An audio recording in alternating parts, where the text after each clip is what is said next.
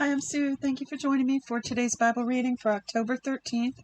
Today I'm reading Matthew 26 from the World English Bible. So it's just one chapter from our schedule today. I'm guessing it's a little bit longer. So Matthew 26:1. When Jesus had finished all these words, he said to his disciples, "You know that after 2 days the Passover is coming, and the Son of Man will be delivered up to be crucified." Then the chief priests, the scribes, and the elders of the people were gathered together in the court of the high priest, who was called Caiaphas. They took counsel together that they might take Jesus by deceit and kill him. But they said, "Not during the feast, lest a riot occur among the people." Now when Jesus was in Bethany, in the house of Simon the leper, a woman came to him having an alabaster jar of very expensive ointment, and she poured it on his head as he sat at the table. But when his disciples saw this, they were indignant, saying, "Why this waste? For this ointment might have been sold for much and given to the poor." However, knowing this, Jesus said to them, "Why do you trouble this woman? She has done a good work for me. For you always have the poor with you, but you don't always have me. For in pouring this ointment on my body, she did it to prepare me for burial. Most certainly I tell you, wherever this good news is preached in the whole world, what this woman has done will also be spoken of as a memorial of her." Then one of the 12, who was called Judas Iscariot, went to the chief priests and said, "What are you willing to give me if I deliver him to you?" So they weighed out for him 30 pieces of silver. From that time he sought opportunity to betray him. Now on the first day of unleavened bread, the disciples came to Jesus, saying to him, "Where do you want us to prepare for you to eat the Passover?" He said, "Go into the city to a certain person and tell him, 'The teacher says, my time is at hand. I will keep the Passover at your house with my disciples.'" The disciples did as Jesus commanded them, and they prepared the Passover. Now when evening had come, he was reclining at the table with the 12 disciples. As they were eating, he said, "Most certainly I tell you that one of you will betray me." They were exceedingly sorrowful, and each began to ask him, "It isn't me, is it, Lord?" He answered, "He who dipped his hand with me in the dish will betray me. The Son of Man goes even as it is written of him, but woe to that man through whom the Son of Man is betrayed. It would be better for that man if he had not been born." Judas, who betrayed him, answered, "It isn't me, is it, Rabbi?" He said to him, "You said it."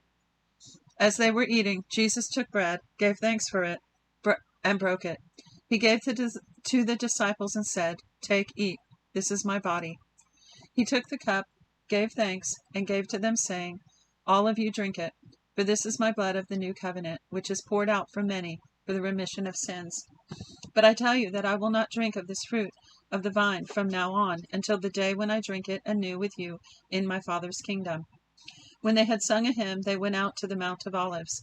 Then Jesus said to them, "All of you will be made to stumble because of me tonight, for it is written, 'I will strike the shepherd, and the sheep of the flock will be scattered.'" That's from Zechariah 13:7. "But after I am raised up, I will go before you into Galilee." But Peter answered him, "Even if all will be made to stumble because of you, I will never be made to stumble."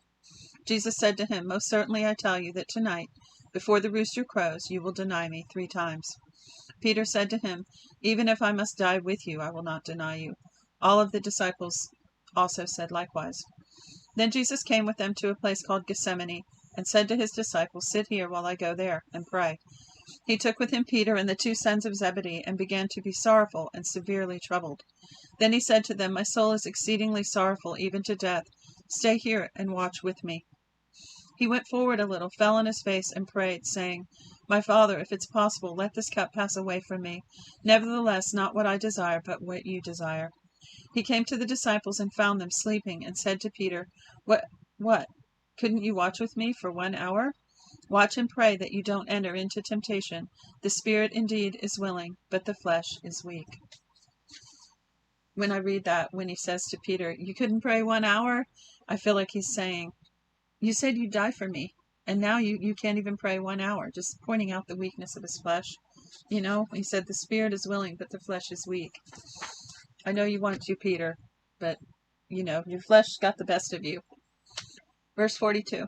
Again, a second time he went away and prayed, saying, "My Father, if this cup can't pass away from me unless I drink it, your desire be done." He came again and found them sleeping, for their eyes were heavy. He left them again, went away, and prayed a third time, saying the same words. Then he came to his disciples and said to them, "Are you still sleeping and resting? Behold, the hour is at hand, and the Son of Man is betrayed into the hands of sinners. Arise, let's be going. Behold, he who betrays me is at hand. While he was still speaking, behold, Judas, one of the 12, came, and with him a great multitude with swords and clubs, from the chief priests and elders of the people. Now he who betrayed him had given them a sign, saying, Whoever I kiss, he is the one. Seize him. Immediately he came to Jesus and said, Greetings, Rabbi, and kissed him. Jesus said to him, Friend, why are you here? Then they came and laid hands on Jesus and took him. Behold, one of those who were with Jesus stretched out his hand and drew his sword, and struck the servant of the high priest, and cut off his ear. Then Jesus said to him, Put your sword back into its place, for all those who take the sword will die by the sword. Or do you think that I couldn't ask my Father, and he would even now send me more than 12 legions of angels? How then would the scriptures be fulfilled that it must be so? In that hour Jesus said to the multitudes, Have you come out against a robber with swords and clubs to seize me? I sat daily in the temple teaching, and you didn't arrest me. But all this has happened that the scriptures of the prophets might be fulfilled. Then all the disciples left him and fled. Those who had taken Jesus led him away to Caiaphas the high priest, where the scribes and the elders were gathered together. But Peter followed him from a distance to the court of the high priest, and entered in and sat with the officers to see the end.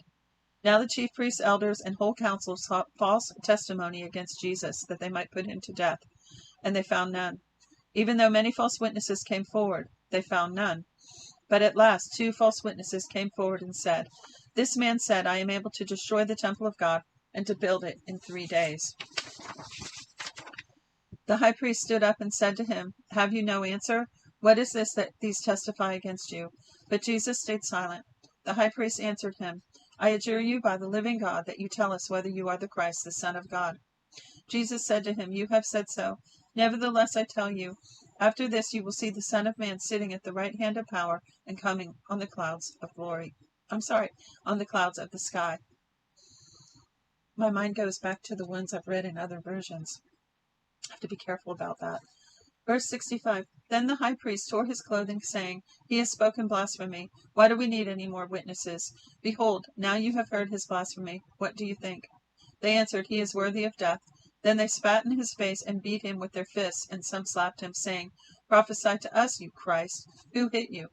Now Peter was sitting outside the court, and a maid came to him, saying, You were also with Jesus the Galilean. But he denied it before them all, saying, I don't know what you're talking about. When he had gone out onto the porch, someone else saw him, and said to those who were there, This man also was with Jesus of Nazareth. Again he denied it with an oath, I don't know the man. After a little while those who stood by came and said to Peter, Surely you are also one of them, for your speech makes you known. Then he began to curse and to swear, I don't know the man. Immediately the rooster crowed. Peter remembered the word which Jesus had said to him, Before the rooster crows, you will deny me 3 times. Then he went out and wept bitterly. That's the end of today's reading for Matthew 26 for October 13th. I think I might have said October 12th in the beginning. No, maybe not. Anyway, that's it for today. Please feel free to comment your thoughts, any little nuggets you may have about this portion of Scripture. Be sure to check the description of the video for information on how to get your one-year Bible, or your there's a free one-year Bible offered, but also there are affiliate links for the World English Bible. There's also a link for that in the description, in the comments, as well as a link for a really great Bible study tool that I just love. And that's it for today. Until next time, bye-bye.